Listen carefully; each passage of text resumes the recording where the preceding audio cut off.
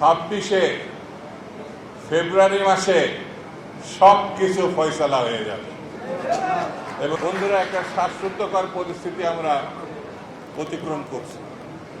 আমরা একটা কঠিন মুহূর্ত অতিক্রম করছি। 71-এর মুক্তিযুদ্ধের সময় যারা বাংলাদেশ চায় নাই, যারা গণহত্যা চালিয়েছিল মুক্তিযুদ্ধ এবং শহীদ জিয়া রহমানের সৈনিকদের উপরে,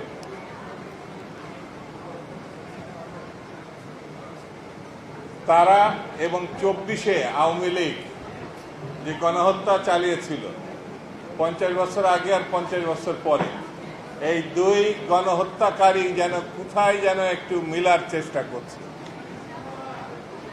বাতাসে ছড়িয়ে বেড়াচ্ছে, নানানভাবে তারা এক হচ্ছে।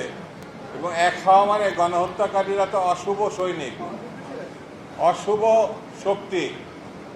এই অশুভ শক্তি একজন অপ্রকাশে আছে, একজন প্রকাশ্যে আছে।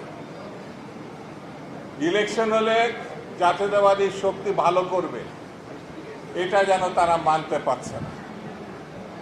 কিভাবে নির্বাচন ঠেকানো যায়, নতুন নতুন বয়ান সামনে নিয়ে আসছে, যে বয়ানের মধ্য দিয়ে সুস্থ গ্রহণযোগ্য একটি নির্বাচনকে ঠেকানো যায়, বাধাগ্রস্ত করা যায়, অসফল করা যায়, সেই দিকে তারা হাঁটছে। আমি শুরুতে বলেছি বেশি কথা বলবো না, শুধু এতটুকু বলি, দীর্ঘ 16টি বছর লড়াই হয়েছে, নেতাকর্মীরা শহীদ হয়েছে, রাস্তায় ছাত্ররা শহীদ হয়েছে। জুলাই এবং আগস্টের মূল কথাই হচ্ছে স্বৈরতন্ত্রের পতন, বিদায়।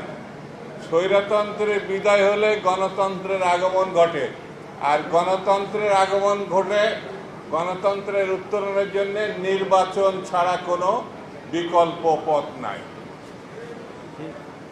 যদি আমরা নির্বাচনের বিরোধিতা করি তাহলে স্বৈরতন্ত্রের পক্ষের শক্তি হিসাবে চিহ্নিত হব। কারণ নির্বাচনের নামে ভণ্ডামি করেছে শেখ হাসিনা। 3টা নির্বাচন তিনি করেছেন, কিন্তু এগুলো নির্বাচন না, ভণ্ডামির নির্বাচন। আর এখন তো নির্বাচনই হবে না, এরকম বাধা সৃষ্টি করা হচ্ছে। প্রাণ কফি ক্যান্ডি, কররা কফির কঠিন স্বাদে হাইকে বলো বাই। প্রাণ কফি ক্যান্ডি, হাইকে বলো বাই।